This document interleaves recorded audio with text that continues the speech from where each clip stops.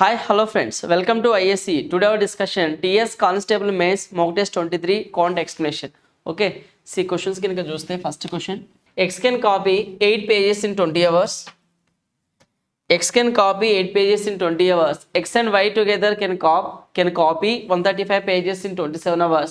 Then how many hours Y can copy 20 pages in what time అన్నాడు. సో ఇక్కడ X 20 గంటల్లో 80 పేజీలను టైప్ చేయగలుగుతాడంట. ఇక్కడ ఎక్సెప్షన్స్ వస్తుందా దీన్ని బట్టి ఎక్సెప్షన్స్ వస్తుంది. నెక్స్ట్ ఏమన్నాడు ఎక్స్ ప్లస్ వై డేటా అంటే ఎక్స్ మరియు వై ఎఫిషియన్సీ ఇచ్చాడు నెక్స్ట్ డేటాలో. ఓకేనా, ఎక్స్ 20 గంటల్లో 80 పేజీలను టైప్ చేస్తుంది. సో ఇక్కడ వర్క్ బై టైం తీసుకుంటే ఎఫిషియన్సీనా 80/20 తీసుకుంటే 20×4=80. ఓకేనా, సో ఎక్స్ యొక్క ఎఫిషియన్సీ ఎంత 4 వస్తుంది. ఎక్స్ మరియు వై కలిసి 27 గంటల్లో 135 పేజీలను కాపీ చేయగలవు అంటున్నాడు. 135/27 చేస్తే 20×5=100, 7×5=35. సో ఎక్స్ మరియు వై రెండింటి యొక్క ఎఫిషియన్సీ ఏమొస్తుంది 5 వస్తుంది. ఇక్కడ నువ్వు చూస్తే ఓన్లీ ఎక్స్ ఎఫిషియన్సీ ఎంత ఉంది 4 ఉంది. ఎక్స్ ప్లస్ వై ఎంత ఉంది 5 ఉంది.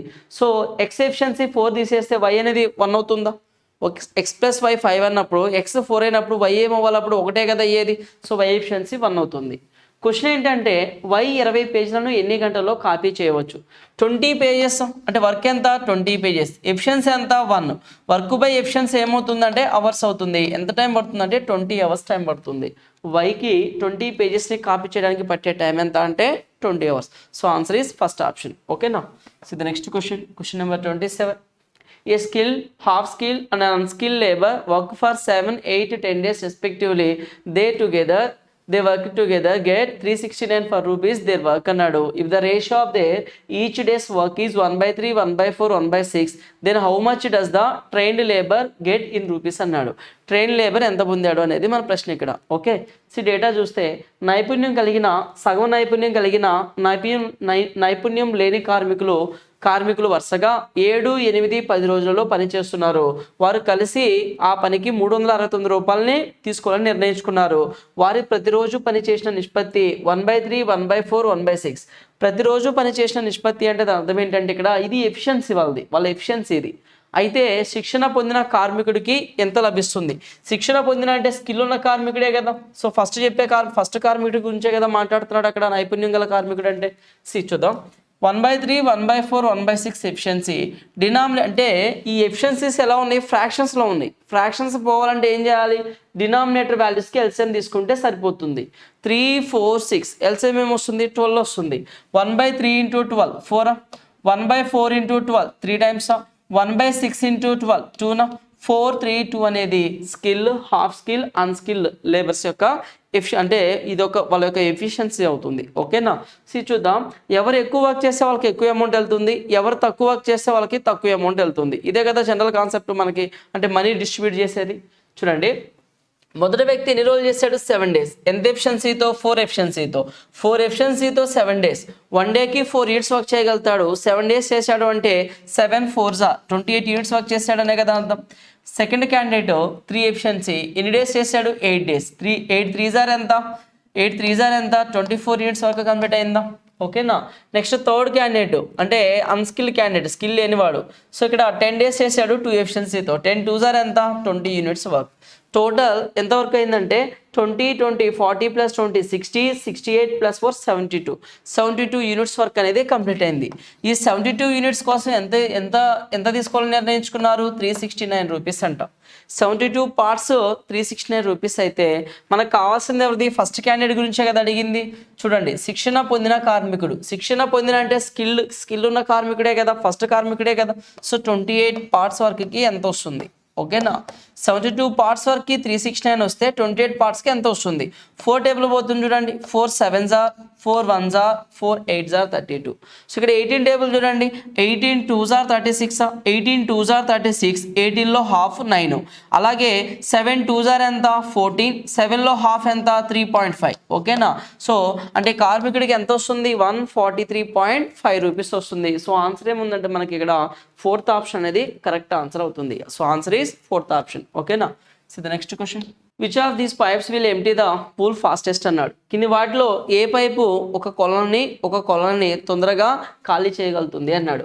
1 pipe of diameter 60 meters, 2 pipes of diameter 30 centimeters, 3 pipes of diameter 20 centimeters, none of these అంటున్నాడు. సో మనకి ఇక్కడ ఏమంటున్నాడంటే 60 సెంటీమీటర్ల వ్యాసం కలిగిన ఒక పైప్ అన్నాడు. ఇక్కడ మీటర్స్ అని ఉందా, సెంటీమీటర్స్, ఇది 60 సెంటీమీటర్ల వ్యాసం కలిగిన ఒక పైపు, 30 సెంటీమీటర్ల వ్యాసం కలిగిన 2 పైపులు, 20 సెంటీమీటర్లు కలిగిన 3 పైపులు. అంటే మనకి ఇక్కడ first statement, second statement, third statement, 3 statements ఇచ్చాడు. అంటే మూడు డేటాలు ఇచ్చాడు. ఈ పైపులలో ఏది కొలన్ను వేగంగా ఖాళీ చేస్తుంది అన్నాడు. ఈ పైపులలో అంటే మొదటి రకం అంటే ఫస్ట్ కండిషన్ తీసుకుంటే తొందరగా ఖాళీ అవుతుందా, సెకండ్ కండిషన్ తీసుకుంటే తొందరగా ఖాళీ అవుతుందా, అలాగే థర్డ్ కండిషన్ తీసుకుంటే తొందరగా ఖాళీ అవుతుందా అనేది మనకి ఇక్కడ అడిగాడు. సో ఇక్కడ మనం చూస్తే ఇక్కడేమో ఒకటే పైప్ తీసుకుంటే 60 సెంటీమీటర్ వ్యాసం ఉంది, 2 పైప్స్ తీసుకుంటే ఒక్కో పైపు 30 సెంటీమీటర్స్ వ్యాసం, అలాగా 30 సెంటీమీటర్స్ అలా 2 పైపుల మీద 60 సెంటీమీటర్స్ వ్యాసం. ఇక్కడ మూడో స్టేట్మెంట్ తీసుకుంటే ఒక్కో పైపు 20 సెంటీమీటర్ల వ్యాసం ఉన్నటువంటి 3 పైపులు అన్నాడు, 2 పైపులు అన్నాడు, 1 పైపు అన్నాడు. సో ఇప్పుడు మనకి ఎఫిషియన్సీ, పైప్ యొక్క ఎఫిషియన్సీ, పైప్ యొక్క వ్యాసం లేదా వ్యాసార్థం, పైప్ యొక్క వ్యాసార్థం ఇచ్చినప్పుడు ఎంత ఎఫిషియన్సీతో వర్క్ చేస్తుంది అనేది మనకి ఎలా తెలుస్తుంది అంటే, సో ఇది ఒక పైప్ అనుకుందాం, ఓకేనా, ఇదొక పైపు. ఈ పైప్ యొక్క ఎఫిషియన్సీ నీకు ఎలా తెలుస్తుంది అంటే, ఈ పైప్ యొక్క వ్యాసం ఉంటుంది కదా, ఈ వ్యాసం ప్లస్ వ్యాసార్థం అంటే వ్యాసంతో కానీ వ్యాసార్థంతో కానీ ఈ పైప్ అనేది ఎంత వైశాల్యాన్ని కలిగి ఉంటుందో, అంటే ఈ హోల్ ఉంటుంది కదా, ఈ వచ్చే వాటర్ ఫ్లో అయ్యే హోల్ ఉంది కదండి, ఈ వాటర్ ఫ్లో అయ్యేటువంటి ఈ వాటర్ అనేది ఫ్లో అయ్యేటువంటి హోల్ ఎంత వైశాల్యం అయితే ఉందో అంత ఎక్కువ వాటర్ వెళ్తుంది. పైపు చిన్నగా ఉంటే చిన్నగా వెళ్తుంది, వాటర్ తక్కువ వెళ్తాయి. పైప్ పెద్దగా ఉంటే ఎక్కువ వాటర్ వెళ్తుంది పైప్ ద్వారా, ఓకేనా. సో అది దాని యొక్క ఈ ఏరియా మీద డిపెండ్ అయి ఉంటుంది. పాయింట్ అర్థమవుతుందా? ఈ పైప్ యొక్క ఏరియా మీద డిపెండ్ అయి ఉంటుంది. సో రేడియస్ ఉంటే మనకి ఏరియా అనేది వచ్చేస్తుంది కదా. సో ఫస్ట్ స్టేట్మెంట్ తీసుకుందాం. ఫస్ట్ స్టేట్మెంట్ చూద్దాం. 60 సెంటీమీటర్ల వ్యాసం కలిగిన ఒక పైపు. సో మూడింటిని కలిపి కంపేర్ చేసేద్దాం. అయింది విడివిడిగా ఎందుకు, మూడింటిని కలిపి కంపేర్ చేద్దాం. సో పై ఆర్ స్క్వేర్, ఇది సర్కిల్ షేప్లో ఉంటుంది కదా ఈ వైశాల్యం అనేది, ఫ్లో అయ్యే వైశాల్యం. So pi r square. మొదటి పైపు వ్యాసం 60 అంటే వ్యాసార్థం ఎంత 30, పై ఆర్ స్క్వేర్ అంటే 30 స్క్వేర్ అవుతుందా. So pi r square. Next second statement చూడు, 30 సెంటీమీటర్ల వ్యాసం కలిగిన 2 పైపులు అన్నాడు. సో 2 పైప్స్, అక్కడ ఒక్కో పైపు వైశాల్యం ఎంత పై ఆర్ స్క్వేర్, అంటే వ్యాసం 30 అయితే వ్యాసార్థం 15, సో 15 స్క్వేరా. ఇది సెకండ్ పైప్ గురించి, అంటే సెకండ్ స్టేట్మెంట్లో 2 పైప్స్. థర్డ్ స్టేట్మెంట్లో 3 పైప్స్ అన్నాడు. 3 పైప్స్, ఒక్కో పైపు వైశాల్యం ఎంత పై ఆర్ స్క్వేర్. వ్యాసమేమో అంటే 2r ఏమో 20 అయితే ఆర్ వాల్యూ ఎంత 10 అవుతుంది, 10 స్క్వేర్ అవుతుంది. సో పై క్యాన్సిల్ అయిపోతుందా. 30 స్క్వేర్ ఎంత 900. సో 15 స్క్వేర్ 225, 225 ఇంటూ 2 ఎంత 450 అవుతుంది, ఓకేనా. 225 ఇంటూ 2 ఎంత అవుతుంది, 225 డబల్ చేస్తే 450. నెక్స్ట్ 10 స్క్వేర్ 100, 3 ఇంటూ 100 ఎంత 300. ఇక్కడ నువ్వు గమనిస్తే ఫస్ట్ స్టేట్మెంట్ ద్వారా 900 పార్ట్స్, ఫస్ట్ పైప్ యొక్క ఎఫిషియన్సీ 900 ఉంది. సెకండ్ స్టేట్మెంట్లో 2 పైప్స్ ఎఫిషియన్సీ కలిపి 450 ఉంది. థర్డ్ స్టేట్మెంట్లో 3 పైపులు కలిపి 3 పైపుల ద్వారా వెళ్ళేటువంటి ఎఫిషియన్సీ ఎలా ఉంది 300 ఉంది. ఇప్పుడు చెప్పండి, మీరే చెప్పండి, ఏది తొందరగా ఖాళీ చేయగలుగుతుంది, ఫస్ట్ పైపే కదా. అంటే మన ఆన్సర్ ఏమవ్వాలి ఇక్కడ, ఫస్ట్ స్టేట్మెంట్ అనేది కరెక్ట్ ఆన్సర్ అవుతుంది, ఓకేనా. So our answer is first statement.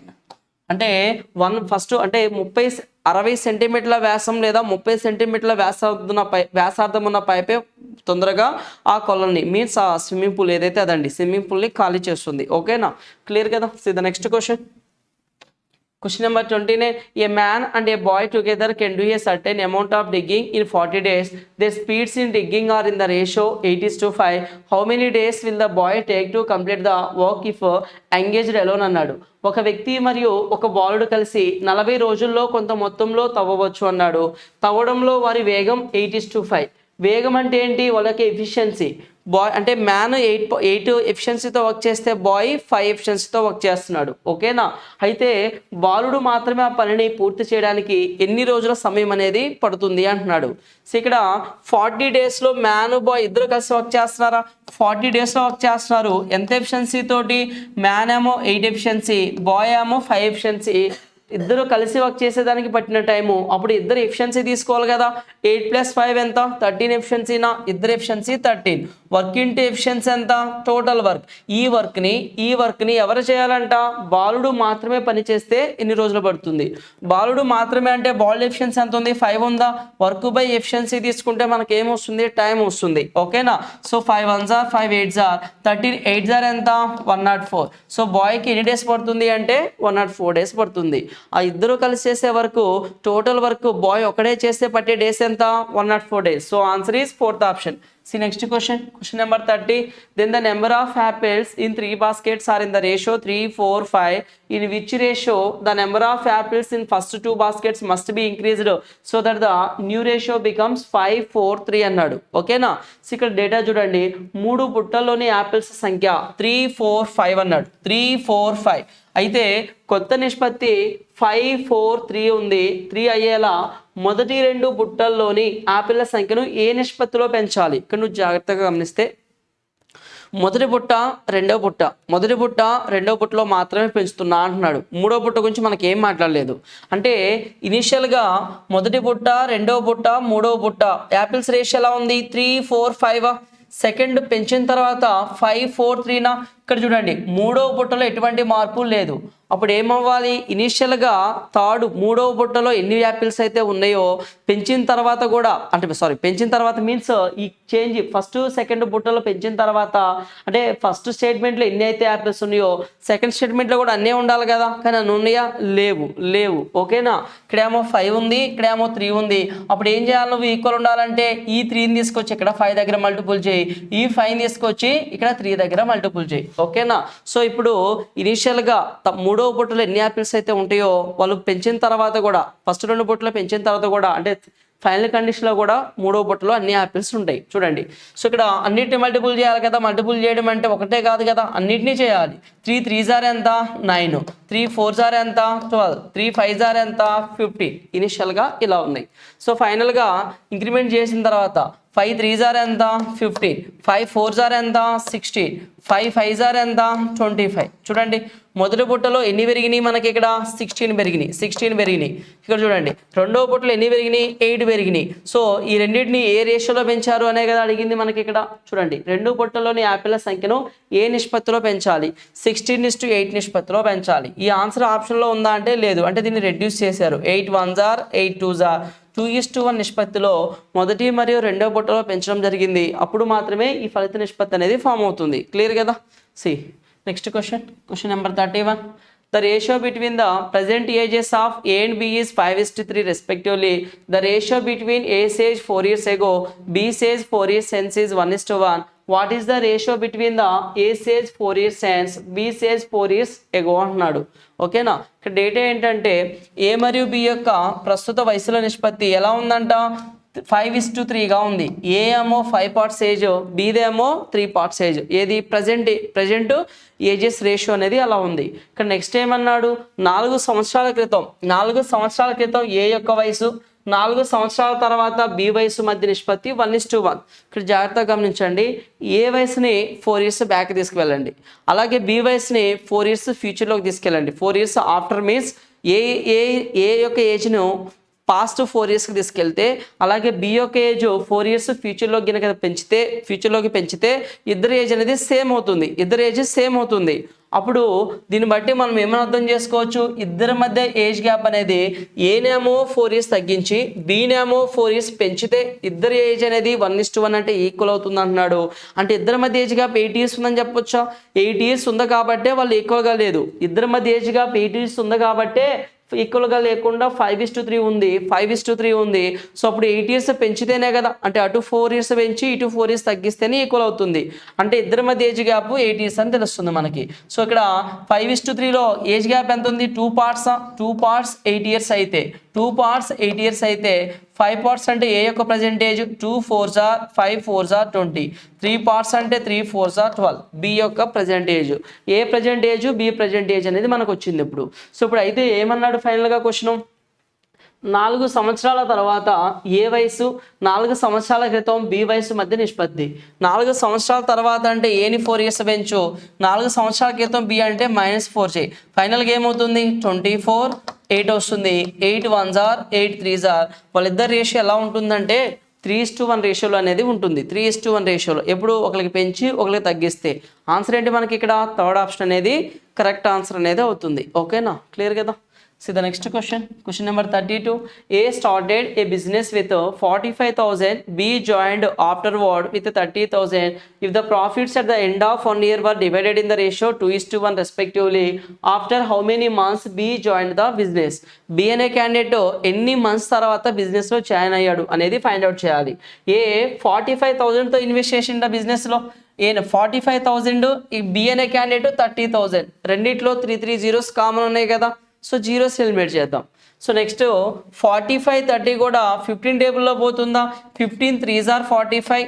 ఓకేనా. సో ఏ యొక్క ఇన్వెస్ట్మెంట్ 15 2s are, ఇది బి యొక్క investment. A investment 3 parts, B investment 2 parts. Okay. So ఇక్కడ నెక్స్ట్ ఇంకేమన్నాడు, సంవత్సరం చివరిలో వచ్చే లాభాలను వరుసగా 2:1 నిష్పత్తిలో పంచుకున్నారా. సంవత్సరం చివరిలో ఏనేమో 2 parts ప్రాఫిట్, బీనేమో 1 part.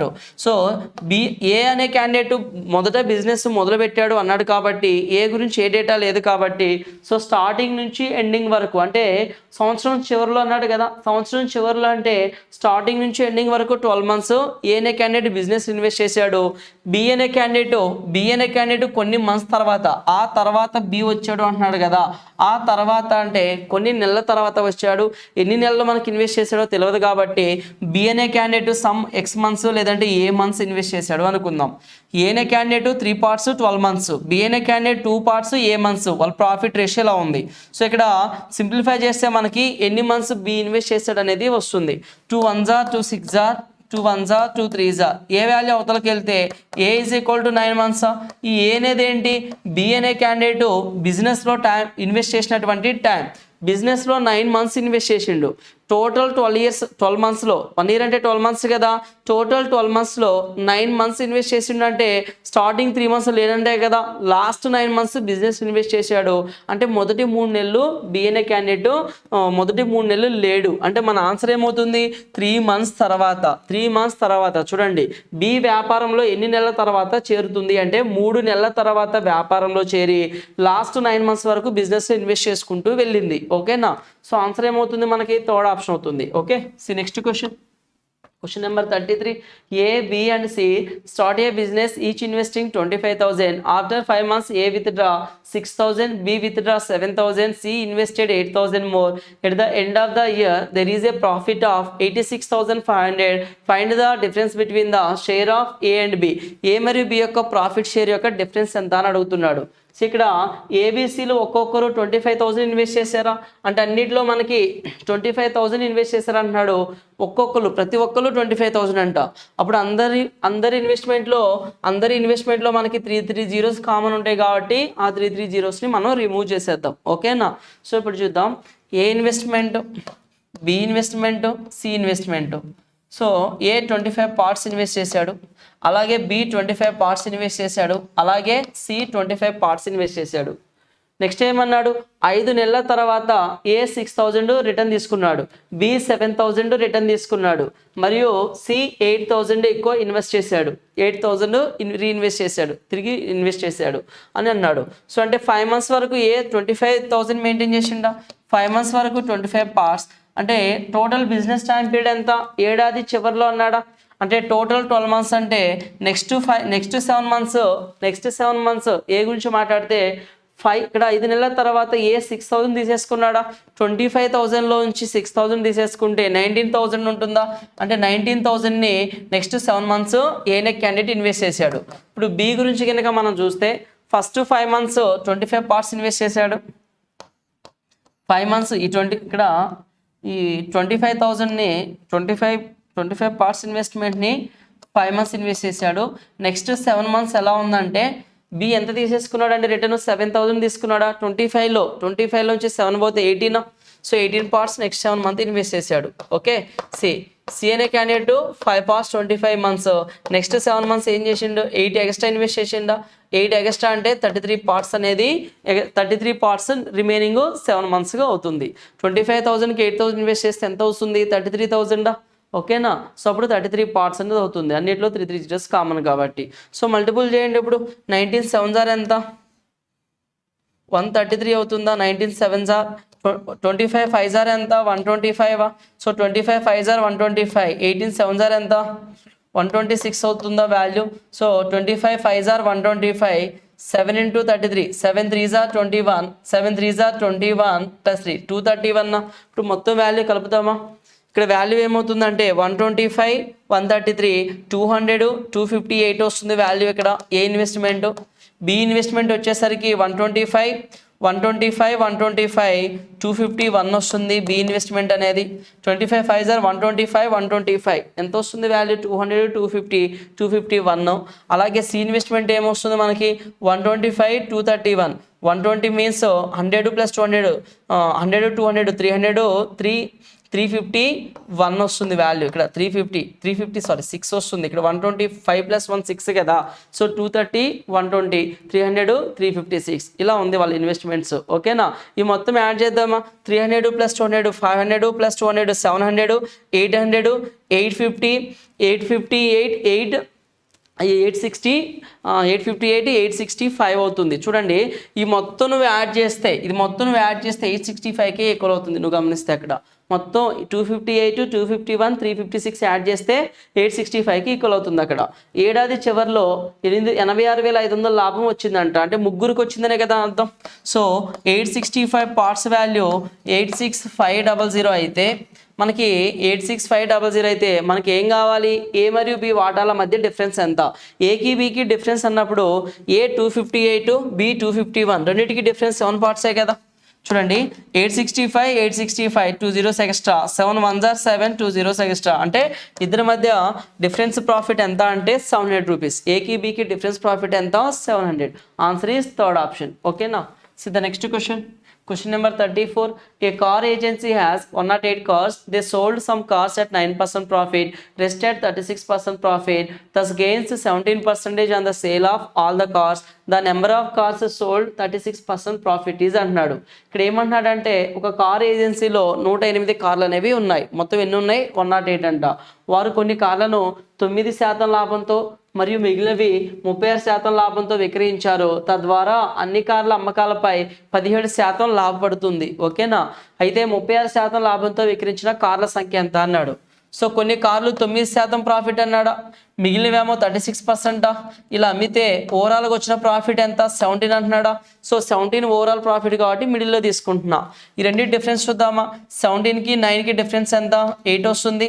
సో ఇక్కడ 36 ఇక్కడ ఎంత వస్తుందంటే 19 పార్ట్స్ వస్తుంది. చూడండి 36లో 17 పోతే 17 2 టైమ్స్ ఎంత 34 2 ఎక్స్ట్రా అంటే 17 + 2 19 అవుతుంది డిఫరెన్స్. సో ఇప్పుడు చూద్దాం 19:8 ఈ రెండింటిని కలుపు 27 పార్ట్స్ 108 అయితే 27 పార్ట్స్ 108 అయితే 36% లాభంతో విక్రయించిన కార్లు ఎంత. 36% లాభం అంటే 8 పార్ట్స్ వాల్యూవే కదా. 8 పార్ట్స్ వాల్యూ అనేది ఎంత. సో కొంచెం నువ్వు గమనిస్తే ఎన్ని టైమ్స్ పోతుంది 4 టైమ్స్ పోతుంది. చూడండి 20 4s are 80, 7 4s are 28 అంటే 8 4s are ఎంత 32. 36% లాభంతో అమ్మిన కార్లు ఎన్ని అంటే 32. సో ఆన్సర్ ఏంటి ఇక్కడ సెకండ్ ఆప్షన్ అనేది కరెక్ట్ ఆన్సర్ అవుతుంది. ఓకేనా. See the next question. Question number 35. The price of oil is increased by 20%. However, its consumption decreased by 81/3%. What is the percentage increase or decrease in the expenditure on it అన్నాడు. చమురు ధర 20% పెరిగింది. అయితే దీని వినియోగం 81/3% తగ్గిందంట. దానిపై వ్యయంలో పెరుగుదల లేదా తగ్గుదల శాతం ఎంత అని అడుగుతున్నాడు. సో ఇక్కడ చమురు ధర 20% పెరిగితే దాని యొక్క వినియోగం అనేది 81/3% తగ్గిందన్నాడు. అంటే ఒక వాల్యూ పెరిగిన వాల్యూ ఒక వాల్యూ తగ్గిన వాల్యూ మనకు అడిగింది ఏంటి ఓవరాల్గా దాని యొక్క వ్యయంలో పెరుగుదల లేదా తగ్గుదల శాతం ఎంత అంటున్నాడు.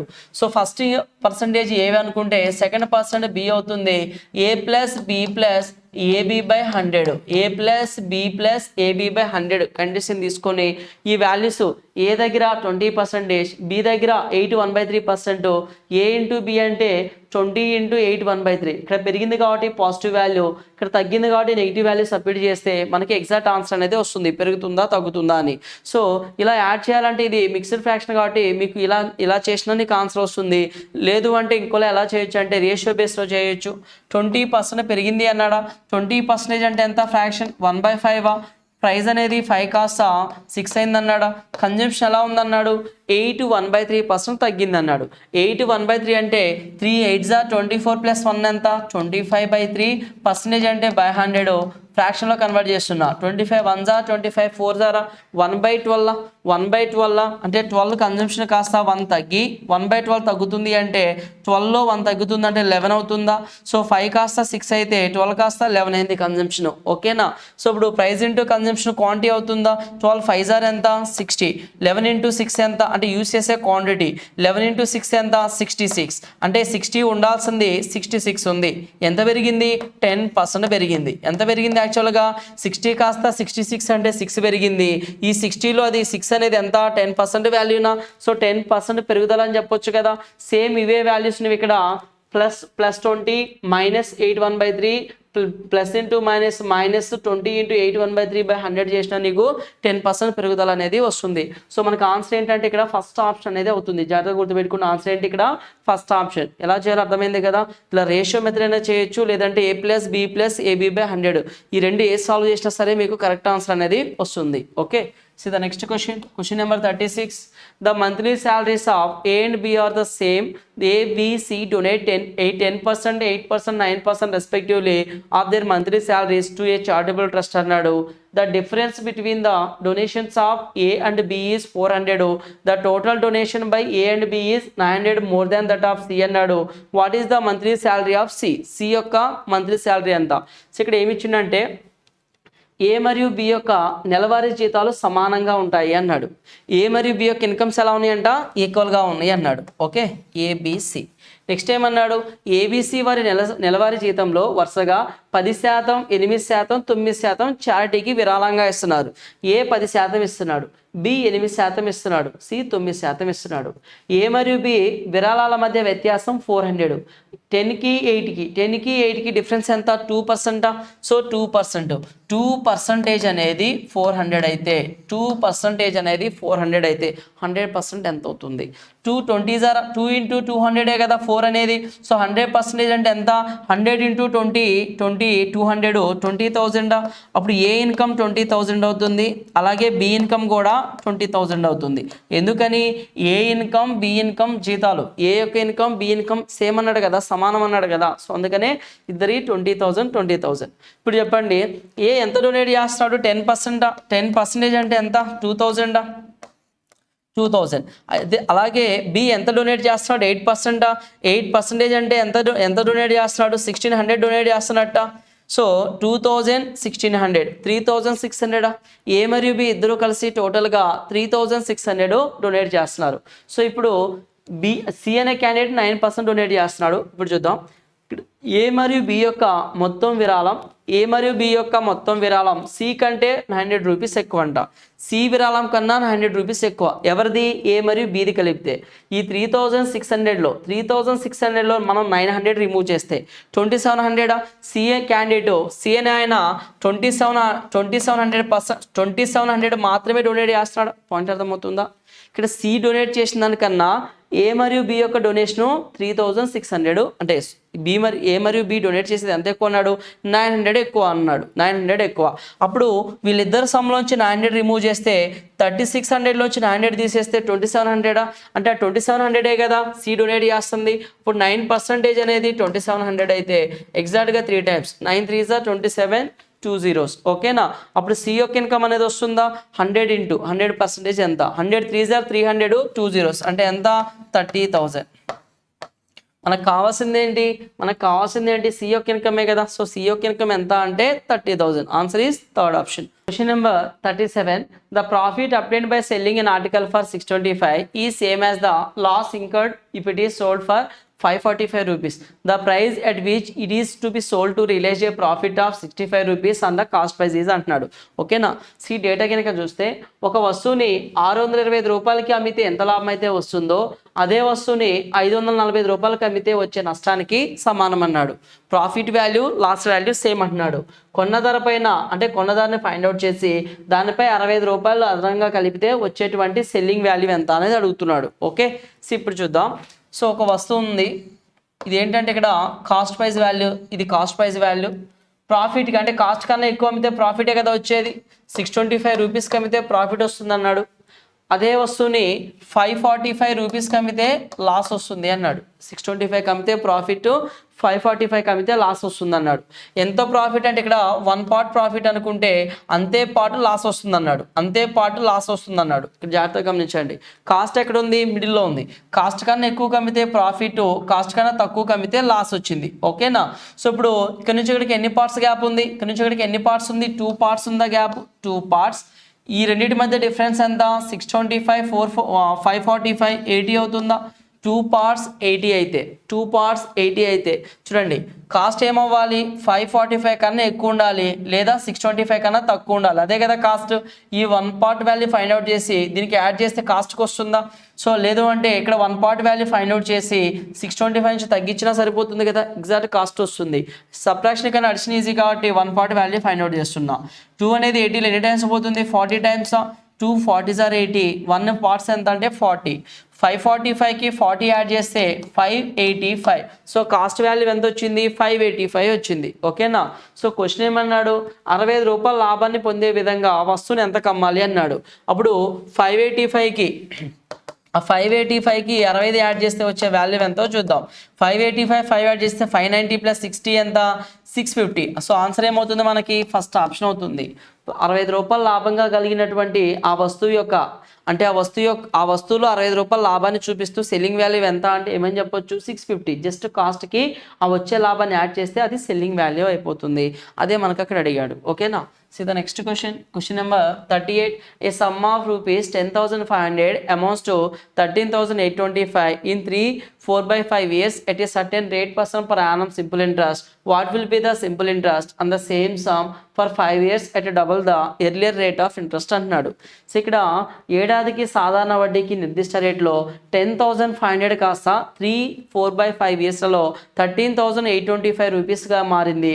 అయితే మునుపటి వడ్డీ రేటు కంటే రెట్టింపు వడ్డీ రేటుతో 5 సంవత్సరాలకి అదే మొత్తంపై వచ్చేటువంటి సాధారణ వడ్డీ అనేది ఎంత ఉంటుంది అన్నాడు. ఇప్పుడు చెప్పండి నాకు, 3 4/5 ఇయర్స్కి 10,500 కాస్త 13,825 ఎంత ఇంట్రెస్ట్ వచ్చింది? చూడండి, కంప్లీట్గా 10,000 అనుకుంటే ఇక్కడ 3,800లో ఈ 500 రిమూవ్ చేద్దామా? సో 3,325 3325 ఇదే కదా వచ్చిన ఇంట్రెస్ట్. ఎన్ని ఇయర్స్కి వచ్చింది? 3 4/5 అంటే 5 3s are 15 + 4 19/5. సో 5 అనేది ఫ్రాక్షన్ రివర్స్ అయితే పైకి వెళ్తుంది. సో చూద్దాం టేబుల్. 19 1s are ఎంత? 19. సో ఆల్మోస్ట్ 20 అయిపోయింది. 13 + 1 ఎంత? ఇక్కడ 19 1s are 19 అంటే సో 30 ఇక్కడ 33లో 20 పోతే 13 + 1 14 అవుతుందా? 14 మిగులుతుంది. 140 అంటే 142. 19 7s are ఎంత? 133. 142లో 133 పోతే 7 + 2 ఎంత? 9 మిగిలింది. సో 9 ఇక్కడ 5 మిగిలింది. 19 5s are ఎంత? 95. ఓకేనా? 175 వచ్చింది. సో 175ని మల్టిపుల్ చేస్తే 17 5s are ఎంత? 850. 5 5s are 25. 850 + 25 ఎంత? 875 వచ్చింది. ఇప్పుడు చెప్పండి, నీకు ఇక్కడ ఇప్పుడు టోటల్ ఇంట్రెస్ట్ వచ్చింది కదా 3 4/5 ఇయర్స్కి. ఆ టోటల్ ఇంట్రెస్ట్ని 1 ఇయర్కి ఎంత వచ్చిందో మనం ఫైండ్ అవుట్ చేసినాం. 1 ఇయర్కి ఎంత ఇంట్రెస్ట్ వచ్చిందో ఫైండ్ అవుట్ చేసినాం. ఇప్పుడు చెప్పండి, 1 ఇయర్కి ఎంత ఇంట్రెస్ట్ వచ్చింది? 875 రూపీస్ వచ్చింది. ఇప్పుడు ఏమడిగాడు మనకి? మునుపటి వడ్డీ రేటు కంటే రెట్టింపు అన్నాడు. 5 సంవత్సరాలకి మునుపటి వడ్డీ రేటుతో 1 ఇయర్కి 875 రూపీస్ వచ్చిందా? ఇప్పుడు రెట్టింపు అన్నాడు అంటే ఈ 875 ఏమవ్వాలి? డబల్ అవుతుంది. 875 డబల్ అవుతుంది. సో ఇప్పుడు చెప్పండి, మునుపటి వడ్డీ రేటుతోటి 5 సంవత్సరాలకి మునుపటి వడ్డీ రేటుకి రెట్టింపు 5 సంవత్సరాలు అన్నాడు. సో రేట్ ఆఫ్ ఇంట్రెస్ట్ రెట్టింపు అన్నా టైం పీరియడ్ రెట్టింపు అన్నా బోత్ ఆర్ సేమా? రేట్ ఆఫ్ ఇంట్రెస్ట్ని డబల్ చేసినా టైం పీరియడ్ డబల్ చేసినా నీకు ఇంట్రెస్ట్ ఎటువంటి మార్పు ఉండదా? నా దగ్గర 2 ఇయర్స్కి 5 రూపీస్ వచ్చింది. 2 ఇయర్స్కి 5 రూపీస్ వచ్చింది. 4 ఇయర్స్కి ఎంత వస్తుంది? 4 ఇయర్స్కి ఎంత వస్తుంది? 10 రూపీస్ వస్తుంది. సో నేను 2 ఇయర్స్కి 5 రూపీస్ అంటున్నా. రేట్ ఆఫ్ ఇంట్రెస్ట్ని డబల్ చేస్తే అదే 2 ఇయర్స్కి ఎంత? అదే 10 రూపీస్ వస్తుందా? ఇప్పుడు రేట్ ఆఫ్ ఇంట్రెస్ట్ డబుల్ అన్నా టైం పీరియడ్ డబుల్ అన్నా బోత్ సేమ్ కాబట్టి చూడండి 1 ఇయర్కి ఎంత వచ్చింది, 5 ఇయర్స్కి ఎంత అంటే రేట్ ఆఫ్ ఇంట్రెస్ట్ డబుల్ అన్నాడు కాబట్టి బోత్ సేమ్ కాబట్టి 5 2 జార్ ఎంత 10 ఇయర్స్, 10 ఇయర్స్ లెక్క వస్తుంది. రేట్ ఆఫ్ ఇంట్రెస్ట్ డబుల్ చేయడం అన్నా టైం పీరియడ్ని డబుల్ చేయడం అన్నా ఇంట్రెస్ట్ ఎటువంటి మార్పు లేదు. సో 1 ఇయర్కి ఎంత వస్తే 5 2 జార్ ఎంత 10 ఇయర్స్కి ఎంత వస్తుంది, 875 ఇంటూ 10 చేస్తే 875 ఇంటూ 10 చేస్తే 8750 అవుతుందా. సో ఆన్సర్ ఏంటి 8750 అవుతుంది డబుల్ ప్రకారం. ఓకేనా. So the next question 39. A certain loan was written in 2 equal half yearly installments, each 676 rupees అన్నాడు. If the rate of interest was 8% per annum compounded yearly, how much was the interest paid on the loan అన్నాడు. 6760 చొప్పున 2 సమాన అర్ధవార్షిక వాయిదాల్లో నిర్దిష్ట రుణం తిరిగి ఇవ్వబడుతుంది. అయితే ఇక్కడ వడ్డీ రేటు 8% అయితే సంవత్సరానికి కలిపి రుణంపై చక్రవడ్డీ ఎంత చెల్లించవలసి ఉంటుంది అన్నాడు. ఓకేనా. రేట్ ఆఫ్ ఇంట్రెస్ట్ సంవత్సరానికి 8 అన్నాడు, అర్ధ సంవత్సరానికి ఒకసారి అంటే 4%. రేట్ ఆఫ్ ఇంట్రెస్ట్ ఏమో హాఫ్ అవుతుంది, టైం పీరియడ్ ఏమో డబుల్ అవుతుంది. సో 4%. ఓకేనా. సో 4% అనేది ఫ్రాక్షన్లో చెప్పాలంటే ఏమని చెప్తాం, 1/25 2 ఇయర్స్ అంటే 2 అర్ధ సంవత్సరాల్లో 2 సమాన వాయిదాలు అన్నాడు కదా. సో చూద్దాం. చూడండి 6760 చొప్పున 2 సమాన అర్ధవార్షిక వాయిదాలు వాడు ఇవ్వడం కూడా హాఫ్ ఇయర్లీ లెక్కన ఒక్కొక్క వాయిదా వాల్యూ ఎంత అనేది ఇచ్చాడు. కానీ రేట్ ఆఫ్ ఇంట్రెస్ట్ 1 ఇయర్ది ఇచ్చాడు, మనం హాఫ్ ఇయర్లీ అన్నాడు కాబట్టి దీన్ని హాఫ్ చేసినాం. ఓకేనా. క్లియర్ కదా ఈ పాయింట్ అనేది. 1/25 1 ఇయర్కి ప్రిన్సిపాల్ 25 కాస్త ఏమవుతుంది 26 అవుతుంది 1 ఇయర్ ఎండింగ్కి. సెకండ్ ఇయర్ ఎండింగ్కి 25 26 కాస్త 25 స్క్వేర్ 625 26 స్క్వేర్ 676 అవుతుంది. ఓకేనా. 1 ఇయర్ కంటే పవర్లో 1 తీసుకుంటాం, 2 ఇయర్స్ కంటే పవర్లో 2 తీసుకుంటాం, 3 ఇయర్స్ కంటే పవర్లో 3 తీసుకుంటాం. ఓకేనా. సో ఇప్పుడు ఈచ్ ఇన్స్టాల్మెంట్ సేమ్ కాబట్టి ఇక్కడ 26 ఉంది, ఇక్కడ 676 ఉంది, ఇక్కడ కూడా 676 ఉండాలి అంటే దీన్ని దేంతో మల్టిపుల్ చేయాలి, 26తో మల్టిపుల్ చేస్తామా. సో 26 ఇంటూ 26 ఎంత 676, 25 ఇంటూ 26 ఎంత వస్తుందో చూద్దాం. ఇక్కడ 25 2 జార్ ఎంత 25 2 జార్ 500, 25 6 జార్ 150, 500 ప్లస్ 50 650 అవుతుంది. సో ఇక్కడ ప్రిన్సిపల్ ఎంత 650. ఇప్పుడు చెప్పండి ఈచ్ ఇన్స్టాల్మెంట్ మనకి క్వశ్చన్లో ఎంత ఇచ్చాడు, ఈచ్ ఇన్స్టాల్మెంట్ ఎంత ఇచ్చాడు, ఈచ్ హాఫ్ ఇయర్లీ ఇన్స్టాల్మెంట్ ఎంత ఇచ్చాడు 6760 రూపీస్. అంటే 676 పార్ట్స్ అనేది 6760 రూపీస్ అయితే మనకు కనుక్కోవాల్సింది ఏంటి, సంవత్సరానికి కలిపి రుణంపై చక్రవడ్డీ ఎంత చెల్లించాడు. చూడండి ఫస్ట్ ఇన్స్టాల్మెంట్ కట్టేటప్పుడు ఎంత ప్రిన్సిపల్ ఉంది, తీసుకుందేమో 650, పే చేస్తుంది 676 అంటే 26 రూపీస్ ఎక్స్ట్రా పే చేస్తున్నాడు ఇక్కడ. సెకండ్ ఇన్స్టాల్మెంట్ అప్పుడు కడుతుందేమో 676, అప్పుడు తీసుకున్న ప్రిన్సిపల్ ఎంత 625. అంటే ఫస్ట్ ఇన్స్టాల్మెంట్ కట్టేటప్పుడు అతను ఎంత ప్రిన్సిపల్ అప్పున్నాడు 650, అలాగే సెకండ్ ఇన్స్టాల్మెంట్ కట్టేటప్పుడు ఎంత ప్రిన్సిపల్ అప్పున్నాడు 625. పాయింట్ అర్థమవుతుందా. సో ఇక్కడ 26 రూపీస్ ఎక్స్ట్రా కడుతున్నాడు, ఇక్కడ ఎక్స్ట్రా ఎంత కడుతున్నాడు 25 76 అంటే 51 రూపీస్ ఎక్స్ట్రా కడుతున్నాడు. ఓకేనా. సో 26 51 77 వస్తుందా, 77 పార్ట్స్ వాల్యూ ఎంత, జస్ట్ ఇంటూ 10 అవుతుంది. అతను కట్టేటువంటి ఇంట్రెస్ట్ కాంపౌండ్ ఇంట్రెస్ట్ ఎంత అంటే 770 రూపీస్ అనేది అవుతుంది. సో ఆన్సర్ ఈస్ మనకి ఏమవుతుందంటే 4th ఆప్షన్ అనేది కరెక్ట్ ఆన్సర్ అవుతుంది. ఓకేనా. So the next question number 40. A and B are 20 kilometers apart. A can walk at an average speed of 4 km/h and B at 6 km/h if they start walking towards each other at 7 AM when they will meet అన్నాడు. ఏ మరియు B మధ్య 20 కిలోమీటర్ల దూరంలో ఉన్నారు. సగటున ఏ 4 వేగంతో, B అనే candidate 6 వేగంతో ఎదురెదురుగా వెళ్తున్నారు. సో ఇద్దరి మధ్య డిస్టెన్స్ 20 ఉంది, ఇద్దరు ఆపోజిట్ డైరెక్షన్లో వస్తున్నారు. ఆపోజిట్ డైరెక్షన్ అంటే రిలేటివ్ స్పీడ్ ఏమవుతుంది యాడ్ చేస్తామా, 6 + 4 ఎంత 10 అవుతుంది. 20 డిస్టెన్స్ని 10 స్పీడ్తో కవర్ చేయాలంటే ఎన్ని అవర్స్ పడుతుంది 2 అవర్స్ టైం పడుతుంది. వాళ్ళు బయలుదేరింది ఎన్ని గంటలకి 7కి, ఎన్ని అవర్స్కి మీట్ అయ్యారు 2 అవర్స్కి, ఇద్దరు కలిసి 2 అవర్స్. అంటే ఫస్ట్ క్యాండిడేట్ 2 అవర్స్ ట్రావెల్ చేయాల్సి వచ్చింది, సెకండ్ క్యాండిడేట్ 2 అవర్స్ ట్రావెల్ చేయాల్సి వచ్చింది. సో వాళ్ళు బయలుదేరిన 2 అవర్స్కి మీట్ అవుతున్నారు అంటే 7 + 2 అవర్స్ ఎంత 9 AM వాళ్ళు మీట్ అవ్వడం జరుగుతుంది. సో ఆన్సర్ ఏంటి ఇక్కడ 3rd ఆప్షన్. ఓకేనా. See next question 41. Two trains are running 40 km/h 20 km/h respectively in the same direction. The fast train completely passes a man sitting in the slower train in 5 seconds అన్నాడు. The length of the faster train is అన్నాడు. అంటే ఫాస్ట్గా వెళ్ళే ఒక train ఉంది, fast same డైరెక్షన్లో వెళ్తుందంట. ఓకేనా. So ఇలా ఒక ట్రైన్ ఉంది ఇలా వెళ్తుంది, అలా మరో ట్రైన్ ఉంది ఇలా క్రాస్ చేసుకుని వెళ్తుంది. ఎవరిని క్రాస్ చేసిందంట?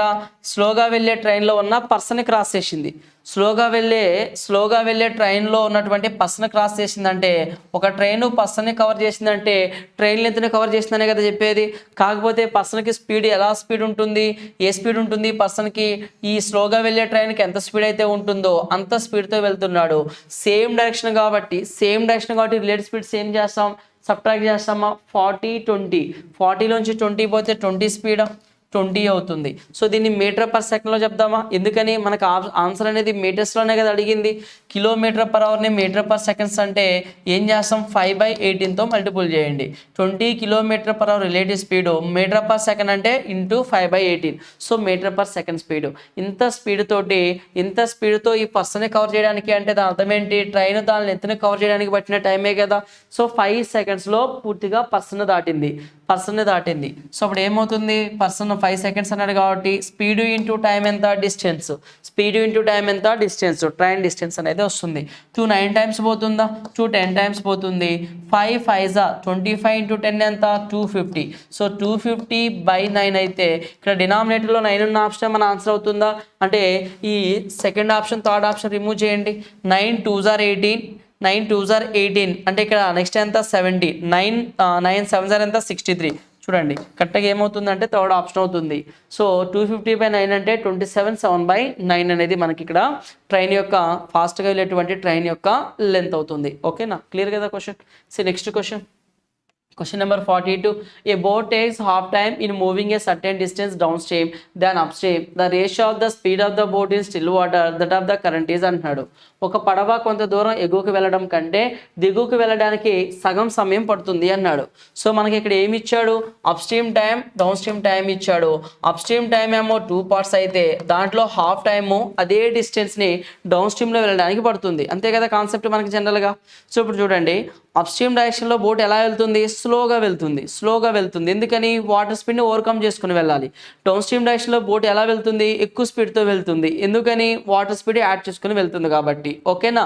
సో అప్పుడు ఒక 10 కిలోమీటర్ని అప్స్ట్రీమ్ వెళ్ళడానికి 2 hours పడితే అదే 10 కిలోమీటర్స్ డౌన్ స్ట్రీమ్ రావడానికి 1 hour. ఖచ్చితంగా తక్కువ టైమే పడుతుంది. అదే డేటా ఇచ్చాడు. ఇప్పుడు మనకు క్వశ్చన్లో టైం రేషియో ఇచ్చాడు. దాన్ని రివర్స్ చేస్తే మనకి ఏమొస్తుంది? స్పీడ్ రేషియో వస్తుందా? స్పీడ్ రేషియో ఇప్పుడు చూడండి, అప్స్ట్రీమ్ ఎంత? 1 part, డౌన్ స్ట్రీమ్ ఎంత? 2 parts. Upstream down stream add చేసి బై 2 చేస్తే boat speed in still water అనేది వస్తుంది మనకి. సో ఈ రెండింటి మధ్య డిఫరెన్స్ ఎంత? 0.5. ఇది ఏమవుతుంది? Water speed. ఇక్కడ 0.5. ఇది కూడా ఏంటి? Water speed. ఇది వాటర్ స్పీడ్. క్వశ్చన్ ఏం అడిగాడు? పడవ వేగం ప్రవాహ వేగం మధ్య రేషియో అడిగాడు. పడవ వేగం ఎంత? 1.5. ప్రవాహ వేగం ఎంత? 0.5. సో ఎలా ఉంది? ఇక్కడ 3:1 రేషియోలో ఉంది. సో ఆన్సర్ ఏమవుతుంది మనకి? 3:1 ఎక్కడ ఉంది? 4th ఆప్షన్లో ఉంది. So answer is 4th option. ఓకేనా? క్లియర్ కదా? క్వశ్చన్ నెంబర్ 43 చూడండి. The average weight of 40 children of class 36.2 kg అన్నాడు. When the three new childrens with weight 42.3 kg, 39.7 kg, 39.5 kg join the class. The average weight of the 43 children in the class is అంటున్నాడు. ఒక తరగతిలో 40 మంది పిల్లల సగటు బరువు ఎలా ఉంది? 36.2 అన్నాడు. 36.2 kgs ఉందంట. 42.3, 39.7, 39.5 కిలోల బరువుతో మరో 3 పిల్లలు తరగతిలో చేరినప్పుడు తరగతిలోని 43 మంది పిల్లల సగటు బరువు అనేది ఎలా ఉంటుంది అన్నాడు. సో ఇక్కడ కొత్తగా వచ్చే పిల్లల్ని కనుక నువ్వు అబ్జర్వ్ చేస్తే 42, 42.3, 39.7, 39.5 అంటే ఆ 40 మెంబర్స్ వెయిట్ ఎంతైతే ఉందో యావరేజ్ వెయిట్ అంత ఉండి ఎక్స్ట్రా కొంత ఉందా? అప్పుడు ఆ ఎక్స్ట్రా వాల్యూని ఆ 40 మెంబర్స్ కొత్తగా వచ్చిన 3 మెంబర్స్ మొత్తం 43 మెంబర్స్ షేర్ చేసుకుంటే ఎగ్జాక్ట్గా 43 మెంబర్స్ యావరేజ్ వెయిట్ అనేది ఎంత అనేది మనకు వచ్చేస్తుంది కదా అక్కడ. ఓకేనా? సో ఇప్పుడు చూద్దాం. 36.2. ఇప్పుడు కొత్తగా వచ్చిన ముగ్గురు గురించి మాట్లాడుతున్నా. కొత్తగా వచ్చిన ముగ్గురు వెయిట్ ఎలా ఉంది అంటే యావరేజ్ ఆ 40 మెంబర్స్ ఎంతైతే ఉందో అంత ఉండి ఎక్స్ట్రా ఎంత ఉంది? 36.2, 42.3. ఎక్స్ట్రా ఎంత అంటే 36 కలిపితే 42 అంటే 6.1 ఎక్స్ట్రా ఉంది. ఓకేనా? సెకండ్ చైల్డ్ చూడండి 39.7, 36.2, 39.7 అంటే 3.5 ఎక్స్ట్రా ఉందా? So 3.5 extra. నెక్స్ట్ థర్డ్ పిల్లోడ్ చూస్తే 39.5 ఉందా? 36కి 39కి ఎంత డిఫరెన్స్? 3.3 అవుతుంది. ఓకేనా? 3.3. ఈ ఎక్స్ట్రా వెయిట్ మొత్తం ఎంతమంది షేర్ చేసుకోవాలి? ఆ 43 మెంబర్స్ కదా షేర్ చేసుకునేది, బై 43 అవుతుంది. సో ఇప్పుడు టోటల్ అందరూ యావరేజ్ వెయిట్ అనేది వస్తుంది మనకి. 6 + 3 ఎంత? 9, 9 + 3 ఎంత? 12 పాయింట్. సో ఇక్కడ 5 + 3 8, 8 + 3 ఎంత? 1, 8 + 1 ఎంత? 9, 12.9 అవుతుంది. 12.9/43 అంటే ఎగ్జాక్ట్గా 43 పోతుంది చూడండి. 43 0 పాయింట్ అంటే ఇక్కడ 1 × 10 మల్టిపుల్ అవుతుంది.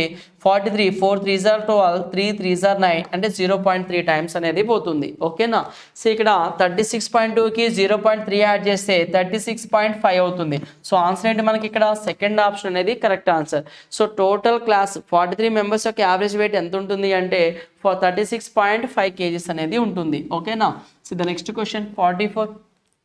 A circle and a rectangle have the same perimeter. The sides of rectangle are 18 centimeters, 26 centimeters. What is the area of the circle? So ఇక్కడ మీకు ఒక టేబుల్ నేర్చుకోండి. డేటా అనేది యూజ్ అవుతుంది మీకు ఫ్యూచర్ ఎగ్జామ్స్లో. ఇక్కడ ఒక సర్కిల్ ఉందండి మనకి. సర్కిల్కి ఒక వ్యాసార్థం ఉంటుంది, లేదంటే వ్యాసం ఉంటుంది. 2D అంటే వ్యాసం అంటాం, Rని వ్యాసార్థం అంటాం, అది మనందరికీ తెలిసిందే. సో ఇక్కడ ఈ సర్కిల్లో మనం ఫైండ్ అవుట్ చేయగలిగేది ఏముంటాయి? వైశాల్యం ఎంత అంటాడు. ఇక్కడ వైశాల్యం అంటే ఏంటి? ఈ సర్కిల్ ఎంతైతే బౌండరీ ఆక్యుపై చేస్తుందో దాన్నే వైశాల్యం అంటాం. సో నెక్స్ట్ ఏముంటుంది? సర్కిల్ అడిగేది ఏముంటుంది? రేడియస్, వ్యాసార్థం అనేది ఎంత అంటాడు. సో నెక్స్ట్ అడగలిగితే ఏమవుతుంది? సో చుట్టుకొలత అంటే ఏంటి? పరిధి అంటామా? వృత్త పరిధి అంటే రౌండ్గా సర్కిల్లో ఆ బౌండరీ అయితే ఎంతైతే ఉందో లెంత్, ఆ లెంత్ అడుగుతాడు. ఆ లెంత్ ఏమంటాం? సర్కంఫరెన్స్ మీన్స్ వృత్త పరిధి అంటాం. ఓకేనా? సో ఎలా ఫైండ్ అవుట్ చేయొచ్చో చూద్దాం. సో ఒక సర్కిల్ యొక్క వ్యాసార్థం అనేది 7 అయితే దాని యొక్క వైశాల్యం ఏమవుతుంది అంటే 154 అవుతుంది. ఏరియా 154. సో దాని యొక్క సర్కంఫరెన్స్, సి మీన్స్ సర్కంఫరెన్స్, పరిధి ఏమవుతుందంటే 44 అవుతుంది. ఇది ఫిక్స్డ్ టేబుల్. ఓకేనా? ఫిక్స్డ్ డేటా గుర్తుపెట్టుకుంటే మీకు డైరెక్ట్గా అప్లికేషన్ అనేది చేయొచ్చు క్వశ్చన్స్ వచ్చినప్పుడు. సో రేడియస్ 7 అయితే ఏరియా 154, సర్కంఫరెన్స్ 44. రేడియస్ 14 అయితే ఏరియా 616, సర్కంఫరెన్స్ 88.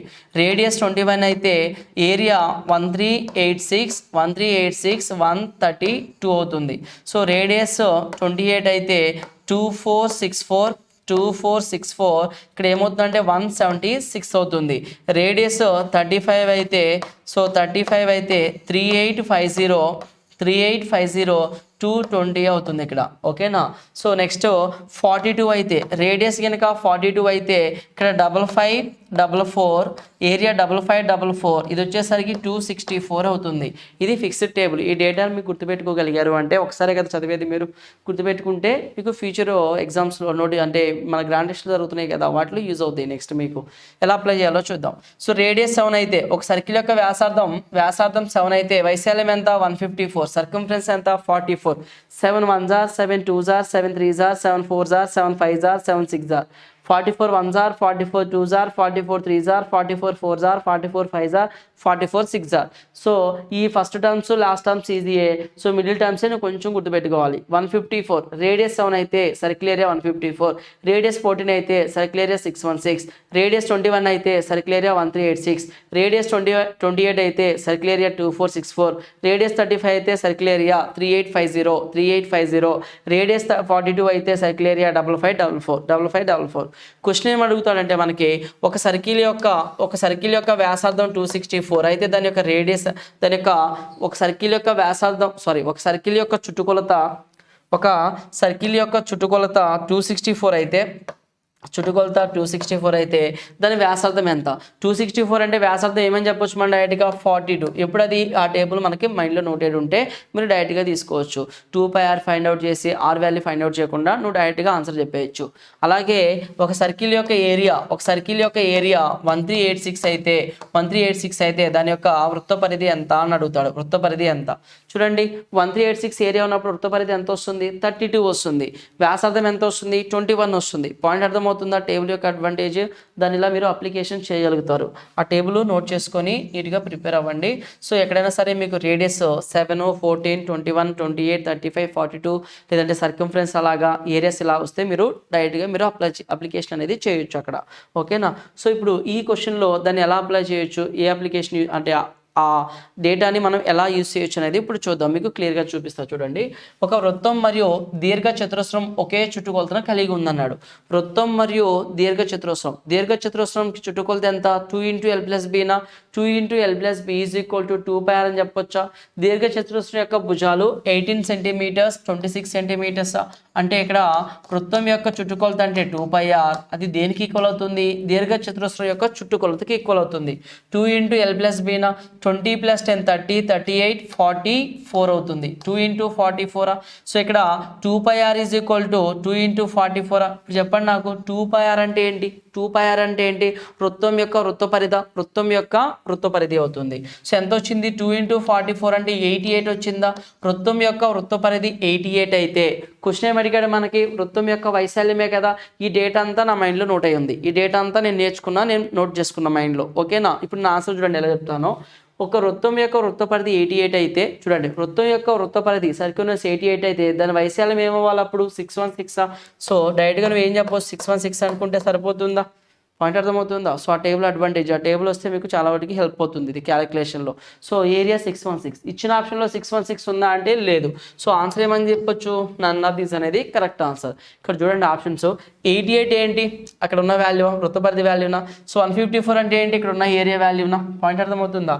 సో 1386 ఈ వాల్యూ అనేది లేదు అసలు. ఇక్కడ కొంచెం నువ్వు లాజిక్ గమనిస్తే సో ఆ టేబుల్స్లో ఏవైతే ఆ డేటాలో ఏదైతే ఉంటుందో అవే వాల్యూస్తో మనకి క్వశ్చన్ ఫ్రేమింగ్ అనేది ఉంటుంది ఎవ్రీ టైం. ఓకేనా? పాయింట్ అర్థమైంది కదా. సో అది గుర్తుపెట్టుకోండి. So next question 45. Each side of A rhombus is 26 centimeters. One of its diagonals is 48 centimeters long. అయితే మనకు అడిగింది ఏంటి? The area of the rhombus is అంటున్నాడు. ఇక్కడ సమాంతర చతుర్భుజం యొక్క ప్రతిభుజం 26 అంటున్నాడు. రాంబస్ యొక్క ఈచ్ అండ్ ఎవ్రీ సైడ్ ఎలా ఉంటుందండి? ఈక్వల్గా ఉంటుందా? సో 26 సెంటీమీటర్స్ అన్నాడు. అయితే దాని కర్ణాల్లో ఒక కర్ణం 48 సెంటీమీటర్లు అన్నాడు. ఒక కర్ణం 48 అంటే సో ఇక్కడ హాఫ్ తీసుకుంటే ఏమవుతుంది? 24 అని చెప్పొచ్చు హాఫ్. సో ఈ వాల్యూ ఫైండ్ అవుట్ చేయడమేగా మన టార్గెట్. చూడండి, రెండు కర్ణాలు ఇంటర్సెక్ట్ అయ్యేటప్పుడు, రెండు కర్ణాలు ఇక్కడ మీట్ అయ్యేటప్పుడు అక్కడ ఎంత యాంగిల్ ఫామ్ అవుతుందంటే 90 డిగ్రీ ఫామ్ అవుతుంది.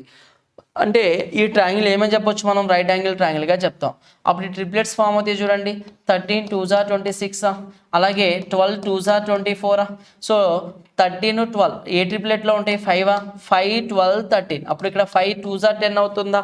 సో ఆ సైడ్ ఏమవుతుంది? 10 అవుతుంది. 5 12 13 అనేవి రైట్ యాంగిల్ ట్రయాంగిల్ యొక్క ట్రిప్లెట్స్.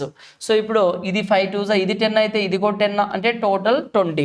సో D1 ఏమో 48 ఉంది, D2 ఏమో 20 ఉంది. సో మనకు అడిగింది ఏంటి? ఏరియానే కదా.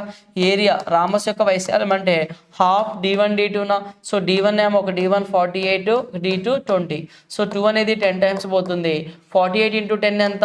480 సెంటీమీటర్ స్క్వేర్ అనేది కంప్లీట్గా ఈ రాంబస్ యొక్క వైశాల్యం అనేది అవుతుంది. ఓకేనా? సో ఆన్సర్ ఏంటి ఇక్కడ? 4th ఆప్షన్ అనేది correct answer. Okay. So next question number 46. The sum of the radius and height of a cylinder is 19 meters అన్నాడు. ఒక సిలిండర్ ఇచ్చాడు. The total surface area of the cylinder is 1672 meter square. What is the volume of cylinder? అయితే cylinder యొక్క volume ఎంత అంటున్నాడు. So మనం స్తూపం యొక్క వ్యాసార్థం మరియు ఎత్తు, ఒక స్తూపాన్ని తీసుకుందాం. స్తూపం యొక్క వ్యాసార్థం 6, ఎత్తు ఏమో h, r ప్లస్ h. ఇక్కడ వ్యాసార్థము మరియు ఎత్తు మొత్తం ఎంత అన్నాడు? 19 మీటర్స్ అని చెప్తున్నాడు. 19 మీటర్స్ అంట. అయితే స్తూపం యొక్క మొత్తం ఉపరితల వైశాల్యం 1672 మీటర్ స్క్వేర్ అన్నాడు. మనకి స్తూపం యొక్క ఘనపరిమాణం ఎంత? స్తూపం యొక్క ఘనపరిమాణం అంటే ఏంటి? బేస్ ఏరియా ఇంటూ హైటే కదా. ఎంత బేస్లో ఎంత ఏరియాని ఆక్యుపై చేసింది, ఎంత హైట్ వరకు ఆక్యుపై చేసింది, అదేమవుతుంది? స్తూపం యొక్క ఘనపరిమాణం అనేది అవుతుంది. సో ఫస్ట్ స్తూపం యొక్క సంపూర్ణ తల వైశాల్యం తీసుకుందామా. సంపూర్ణ తల వైశాల్యం అంటే ఏంటి? ఈ చుట్టుకొలత అంటే ఎంత చుట్టుకొలత ఉంది, ఎంత పరిధి ఉంది, ఎంత హైట్ వరకు ఉంది, plus top area bottom area. So 2πRh plus top area bottom area అంటే టాప్ ఒక సర్కిల్ బాటమ్ ఒక సర్కిల్ అంటే πr², 2πr² అవుతుందా? 2πr². సో మొత్తం సంపూర్ణ తల వైశాల్యం 1672 అన్నాడా. సో ఇక్కడ నువ్వు అబ్జర్వ్ చేయి, 2πr కామన్ ఉంది. సో నేను డైరెక్ట్గా చెప్తే మీకు అర్థం కాదని ఇది రాశాను. సో ఇప్పుడు 2πrని కామన్ తీసి రాస్తున్నా. 2πr కామన్ తీస్తే ఇక్కడ h మిగులుతుంది. 2πr² 2πr కామన్ తీస్తే r మిగులుతుంది. 2πr కామన్ తీసిన h plus r is equal to 1672. ఇప్పుడు చెప్పండి h ప్లస్ ఆర్ ఎంత అన్నాడు క్వశ్చన్లో నీకు 19 అన్నాడా, ఈ ప్లేస్లో 19 సబ్మిట్ చేయి. ఓకేనా, ఈ ప్లేస్లో 19 సబ్మిట్ చేయి. పై ప్లేస్లో ఏమని తీసుకోవచ్చు, 22/7. 22/7 ఇక్కడ కొంచెం స్పేస్ ఇచ్చి వస్తున్నా. 2 × 22/7 2πr అంటే ఇక్కడ దీన్ని సింప్లిఫై చేస్తే నీకు ఆర్ వస్తుంది కదా, క్లియర్గా ఆర్ వస్తుందని తెలుస్తుంది. 2 × 22 ఎంత, 44. 2 × 22 44. 11 4s are 44. 11 టేబుల్ పోతుంది కదా ఇక్కడ. 11 1s are 11, 11 5s are 55, 11 2s are. ఓకేనా, సో 19 ఎన్ని టైమ్స్ పోతుంది, 19 8s are ఎంత, 152నా. సో 4 ఎన్ని టైమ్స్ పోతుంది, 2 టైమ్స్ పోతుంది. 4 ఎన్ని టైమ్స్ పోతుంది ఇక్కడ, 2 times. So r value is equal to 7 2s are ఎంత, 14. సో రేడియస్ ఎంత వచ్చింది, 14 వచ్చింది. రేడియస్ ఎంత, 14. నీకు ఏం కావాలి ఇప్పుడు, వాల్యూమ్ కావాలి. ఈ క్యూబ్ యొక్క ఘనపరిమాణం కావాలి. వాల్యూమ్ అంటే ఏంటి, base area into height, base area into height. So ఇప్పుడు రేడియస్ 14 వచ్చింది అంటే రేడియస్ 14 అంటే హైట్ ఎంత, 5 అవుతుందా, హైట్ ఎంత 5. సో ఇప్పుడు వాల్యూమ్ అంటే బేస్ ఏరియా ఇంటూ హైట్. మనం ప్రీవియస్ క్వశ్చన్ ఎక్స్ప్లెయిన్ చేసేటప్పుడు మీకు ఒక టేబుల్ చెప్పిన. సో రేడియస్ 14 అయితే, రేడియస్ 7 అయితే ఏరియా ఎంత 154, రేడియస్ 14 అయితే ఏరియా ఎంత 616. అప్పుడు వాల్యూమ్ అంటే base area into height. So base area 616. ఎందుకు 616 అవుతుంది, ఒక వృత్తం యొక్క వ్యాసార్థం 14 ఉంటే దాని వైశాల్యం 616. ఎంత హైట్ వరకు, హెచ్చిన హైట్. హెచ్ వాల్యూ ఎంత ఉంది ఇక్కడ, 6 14 అయితే హెచ్చిన వాల్యూ 5 అవుతుందా. సో 616 × 5 అవుతుంది.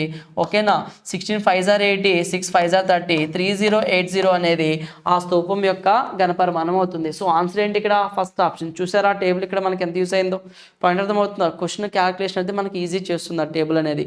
సో ఖచ్చితంగా మీరు అందరూ రివిజన్ చేయండి ఆ టేబుల్ని. నెక్స్ట్ ఎగ్జామ్స్లో ఆర్ వాల్యూ 7, అలాగే circumference, radius values, area values వస్తే మీరు టర్మ్స్ని ఈజీగా మీరు అప్లికేషన్ అయితే చేయగలుగుతారు. క్లియర్ కదా. So the next question number 47. The digit in the units place of 251 power 98, 21 power 29, minus 106 power 100, 705 power 35, minus 16 power 4 plus 259 value ఎంత అన్నాడు. సో ఇక్కడ 1 పవర్ ఎంత ఉన్నా సరే యూనిట్ డిజిట్ ఏమవుతుంది, 1 అవుతుంది. ఇక్కడ 1 ఉంది కాబట్టి 1 అవుతుంది. ఇక్కడ 6 ఉన్నా 6 వస్తుంది. నెక్స్ట్ 5 ఉంటే 5 వస్తుంది.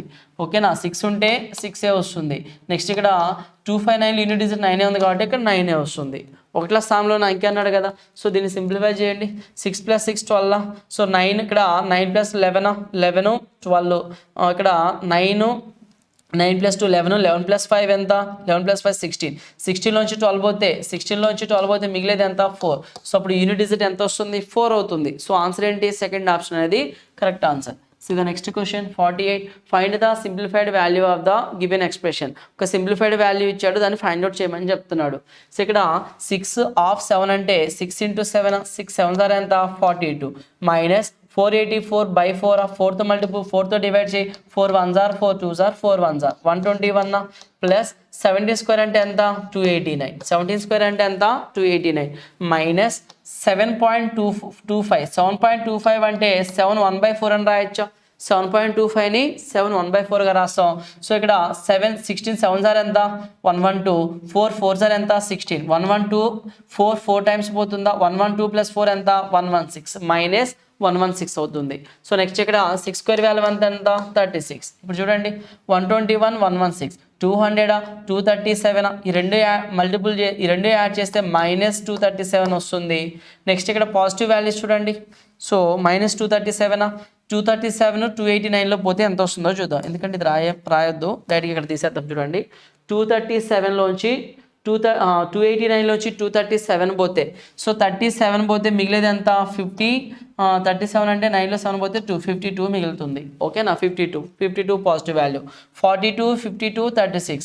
40 + 50 ఎంత 90, 90 + 30 120, 128 130. సో టోటల్ వాల్యూ యాడ్ చేస్తే నీకు వచ్చే వాల్యూ ఎంత అంటే 130 అవుతుంది, మిగిలిన వాల్యూని యాడ్ చేస్తే. సో ఆన్సర్ ఏంటి ఇక్కడ 130 అంటే సెకండ్ ఆప్షన్ ఉంది. సెకండ్ ఆప్షన్ అనేది కరెక్ట్ ఆన్సర్ అవుతుంది. ఓకేనా. So the next question 49. The LCM HCF of 2 3-digit numbers is 3 4 6 5 and 35 respectively. Find the difference between the 2 numbers అన్నాడు. 3 అంకెల సంఖ్యల కసాగు మరియు గసాబా వరుసగా 3 4 6 5 మరియు 35. అంటే ఇక్కడ 3 అంకెలు కలిగినటువంటి 2 సంఖ్యలు ఉన్నాయి. 3 అంకెలు అంటే ఏబిసి అలా 3 అంకెల సంఖ్య అనేది అటువంటి సంఖ్యలు 2 సంఖ్యలు ఉన్నాయి. ఆ 2 సంఖ్యల యొక్క కసాగు, ఆ 2 సంఖ్యల యొక్క గసాబా ఇచ్చాడు మనకి. అయితే ఆ 2 సంఖ్యలు ఫైండ్ అవుట్ చేసి ఆ 2 సంఖ్యలను ఫైండ్ అవుట్ చేసి వాటి యొక్క డిఫరెన్స్ ఎంత అని అడుగుతున్నాడు. ఇక్కడ రెండు సంఖ్యల్ని ఎస్ఎఫ్ ఏం చేస్తుంది అంటే ఎస్ఎఫ్ అంటే ఏంటి, ఇచ్చిన సంఖ్యలను పూర్తిగా భాగిస్తుంది. అవునా, ఎస్ఎఫ్ ఏం చేస్తుంది, ఇచ్చిన సంఖ్యలను పూర్తిగా భాగిస్తుంది. అలాగే ఆ 2 సంఖ్యల యొక్క ఏ అనేది ఒక 3 డిజిట్ నెంబర్, బి అనేది ఒక 3 డిజిట్ నెంబర్, అలాగే ఆ 2 సంఖ్యల యొక్క ఎల్సిఎంను కూడా ఎస్ఎఫ్ అనేది భాగిస్తుంది.